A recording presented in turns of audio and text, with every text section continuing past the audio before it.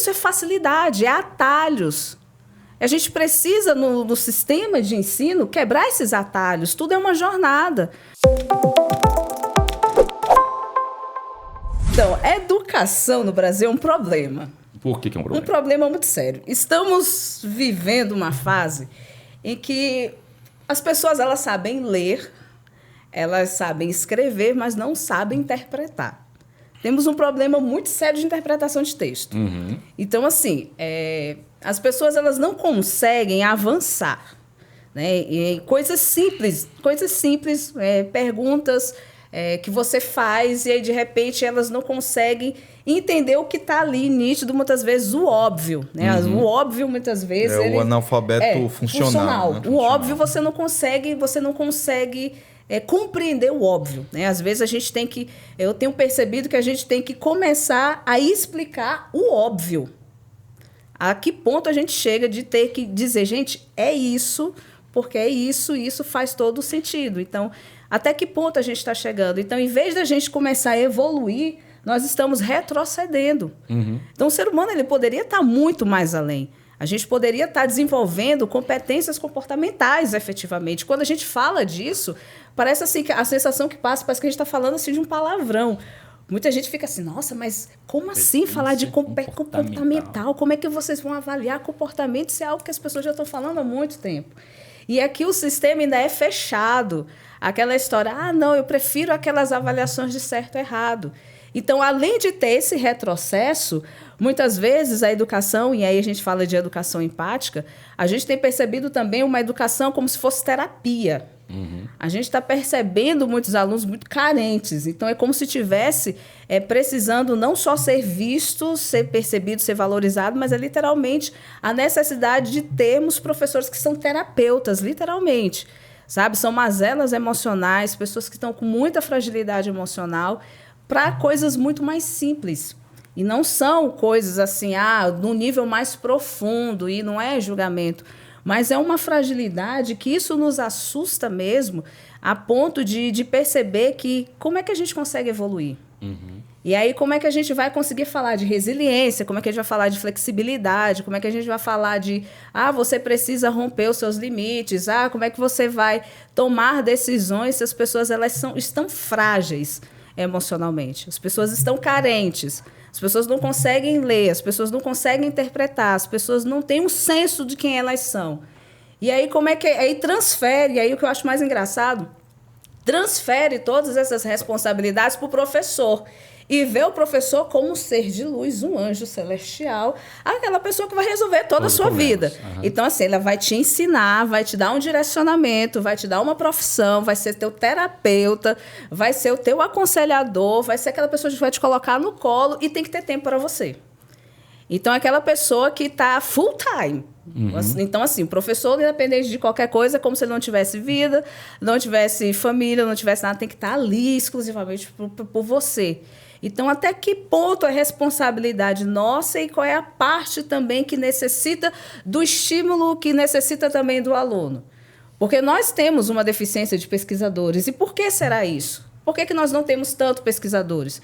Por que nós não temos tantos profissionais que buscam respostas? Porque nós começamos a ficar preguiçosos. Nós temos uma preguiça intelectual, isso é fato. Estamos numa era do Google, de facilidades. As pessoas não leem livros, elas não leem. Como é que você vai desenvolver criatividade? Como é que você vai desenvolver o seu intelecto? Como é que você vai abrir a sua mente para alternativas se você não busca conhecimento? De forma tão passiva. Se você não começa. E aí é aquela história, será que a gente vai conseguir conhecimento somente por osmose? Não, peraí, vou botar o livro aqui. Aí eu digo, peraí, entra conhecimento. Sabe? Por fricção. Não vai. Existe um esforço. Então, a gente não quer pagar o preço da jornada. A gente não quer passar pelo caminho. E acha que simplesmente o professor vai te dar tudo de mão beijada. Então, a gente chegou num momento da nossa vida que as pessoas querem receita de bolo. Você pode perceber. Hoje tudo é receita de bolo. 5 passos para a prosperidade. 10 passos para a prosperidade. Como ser alta performance em 3 pontos. Como você conseguir maximizar o seu tempo. Como você conseguir ser um aluno de alta performance. Então, assim... Isso é facilidade, é atalhos. A gente precisa, no sistema de ensino, quebrar esses atalhos. Tudo é uma jornada. Para você nascer demora 9 meses. Para uma árvore dar fruto tem o seu processo natural. Então, por que a gente quer cortar as etapas? Por que a gente quer abreviar? Por que a gente quer atalho? Porque a gente não quer sofrer. E o ensino, quando você passa por aprendizado para você conseguir se desenvolver como pessoa, se desenvolver como profissional, dói. Porque o bom professor é aquele que te desafia.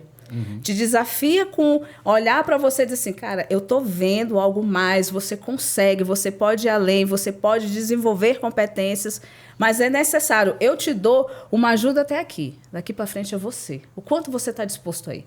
Quanto você está disposto a buscar além? Eu estou te dando caminho, eu estou te dando direcionamento, mas o quanto você está querendo entregar? Então, nem isso a gente consegue perceber que as pessoas querem. Então, não basta você dar o caminho, não basta você dar o direcionamento. É como se você ainda tivesse ainda que colocar as pessoas no colo e fazer a jornada delas, porque elas não querem. As pessoas não querem assumir responsabilidade. Então, por isso que o nosso ensino está muito deficiente. As pessoas não conseguem avançar, não conseguem ir além, não conseguem se desenvolver. E a gente consegue perceber isso naturalmente. Como que a gente consegue perceber? Nas escritas, na forma como se comunica, na forma como elas desenvolvem, na forma como elas reagem a determinados desafios. Você dá um desafio para um aluno, uma coisa simples, sabe? Uma pesquisa básica de Google. Eu não tenho tempo, é difícil, eu nunca vi, eu tenho muita coisa para fazer. Aí começa uma série de desculpas. E aí, se a gente para e analisa, girando toda a densidade emocional, você começa a analisar, aí você começa a perceber que tipo de profissional é esse? Que tipo de pessoa é essa? Como é que será que está a vida dessa pessoa? Será que a organização do tempo dela tá legal? O que é prioridade para essa pessoa? O que é urgente? Será que ela consegue se organizar nas 24 horas do dia? O que ela está colocando como realmente, nossa, isso aqui eu vou focar? Vamos ver para o local de trabalho, como é que está no local de trabalho, qual foi a última promoção dela, como é que é o desempenho dela nas atividades que ela está fazendo, será que realmente ela está sendo vista e percebida como um profissional relevante? Aí que entra a empatia, né? Aí entra a empatia, então será que está fazendo tudo isso ou não? E aí como é que a gente vai falar de comportamento, de educação, de empatia, de falar de todo esse ensino, se as pessoas elas não querem nem fazer a sua parte? Então, assim, estamos vivendo nesse sistema educacional de transferências de responsabilidade. Eu transfiro para o professor, eu transfiro para o outro a parte que compete a mim, de fazer o meu esforço, de buscar a lei, de dar aquele 1%, 5%, 10%, que representa aquilo que eu quero ser, o que eu sou hoje e aquilo que eu quero ser amanhã, o tipo de profissional que eu quero ser.